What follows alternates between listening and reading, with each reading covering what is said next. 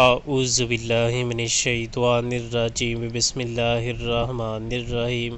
الم تر ان اللہ انزل من السماء ماء فسلکہ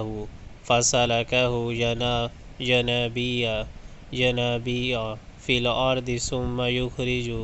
به زرعا مختلفا الوانہ ثم یہیج فتراہ مصفرا ثم یجعلہ حطاما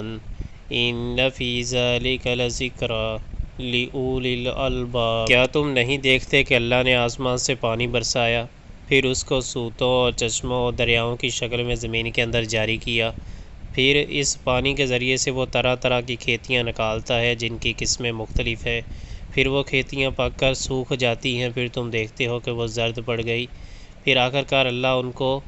بوس بنا دیتا ہے۔ در حقیقت اس میں ایک سبق ہے عقل رکھنے والوں کے لیے۔